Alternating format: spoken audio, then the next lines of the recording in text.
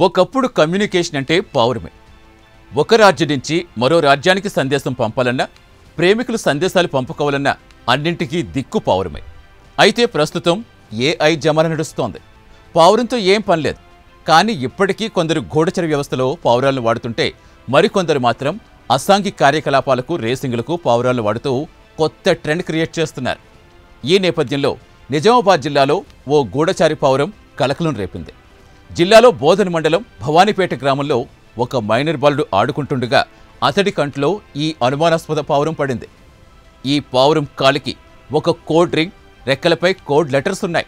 దీంతో గ్రామస్తులకు వెంటనే అనుమానం వచ్చింది. వచ్చిన వెంటనే పావురాన్ని స్టేషన్కు తీసుకువెళ్లారు.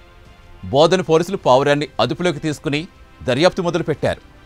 పావురంపై ఉన్న కోడ్ రింగ్, లెటర్స్ గురించి తెలుసుకునే ప్రయత్నం చేస్తున్నారు.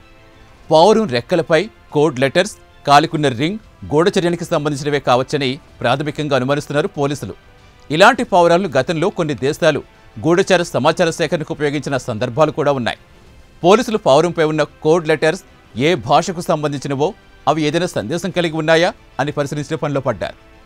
ఈ కోడ్ రింగ్ ఒక ట్రాకింగ్ డివైస్ లేదా గుర్తింపు ట్యాగ్ కావచ్చని కూడా భావిస్తున్నారు. దీంతో పావురం ఎక్కడి నుంచి వచ్చింది, దాని ఉద్దేశం ఏంటి అనే విషయాలు తెలుసుకోవడానికి పోలీసులు విచారణ చేస్తున్నారు.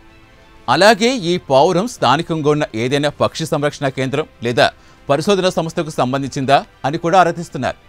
పావురంపై ఉన్న కోడ్లు డీకోడ్ చేసేందుకు లేదా దాని మూలాన్ని గుర్తించడానికి సైబర్ నిపుణులు లేదా గూఢచర నిపుణులు సహాయం తీసుకునే అవకాశం ఉంది. గతంలో భారతదేశంలో ముఖ్యంగా సరిహద్దు ప్రాంతాల్లో ఇలాంటి అనుమానాస్పద పావురాలు కనిపించిన సందర్భాలు కూడా ఉన్నాయి. కొన్నేళ్ల క్రితం పంజాబ్లో ఒక పావురం పాకిస్తాన్ నుంచి గూఢచారిగా అనుమానించి అదుపులోకి తీసుకున్నారు. కానీ తర్వాత అది సాధారణ పావురంగానే తేలింది. అయితే ఈ పావురాన్ని రేసింగ్ పావురంలా కూడా పోలీసులు భావిస్తున్నారు. ఎందుకంటే తమిళనాడులో పావురాల రేసింగ్ చాలా ప్రసిద్ధి చెందింది. వీటిపై చాలా సినిమాలు కూడా వచ్చాయి. ప్రొఫెషనల్గా పావురాలను పెంచి రేసింగ్ కోసం శిక్షణ ఇస్తూ ఉంటారు.